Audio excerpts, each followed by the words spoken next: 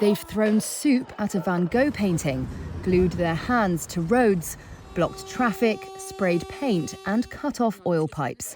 What is worth more, art or life? Thousands of activists across Europe demanding urgent government action against climate change have been met with a crackdown in multiple countries. Lawmakers in Germany, France and Britain are turning up the heat to make actions like this illegal. We are seeing now extremely worrying developments where activists all over the world are experiencing increased repressions just for fighting for our present and our future. France and Britain have passed new surveillance and detention laws, with Britain making it illegal to lock or glue yourself to property. Deputy Speaker, it is as always... Activists say they turned to direct action after the failure of other protest strategies. Deliberately inconveniencing their fellow citizens. Just Stop Oil activist Indigo Rumbelow. There is a large crackdown going on across the UK. Some examples of this: two of my friends, they're currently sat in prison. They've been given sentences 3 years and 2 years and 7 months, and the Court of Appeal has rejected their appeal, so they now have to sit in prison for that long time. Determined to prevent protests from gathering strength, states in Germany and national authorities in France are invoking legal powers often used against organised crime and extremist groups to wiretap and track activists. Police confirmed to Reuters that France has used an anti-terrorism unit to question some climate activists.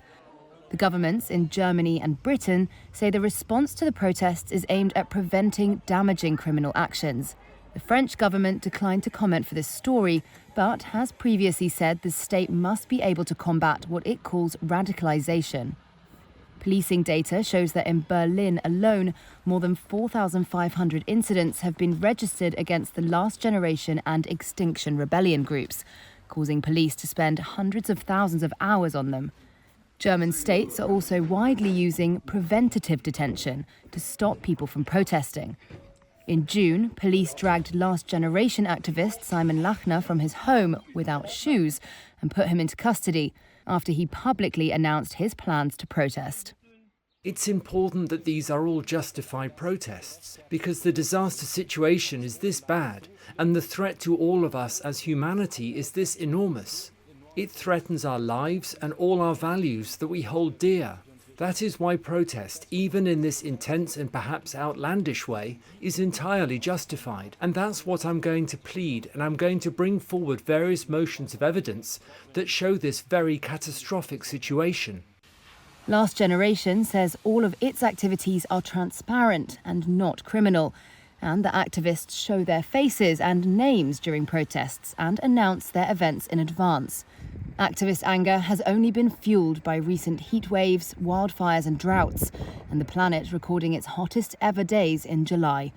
They say they're outraged by the lack of any urgent response, and that for historical social change, like winning the vote for women and the US civil rights movement, direct action protests have been crucial.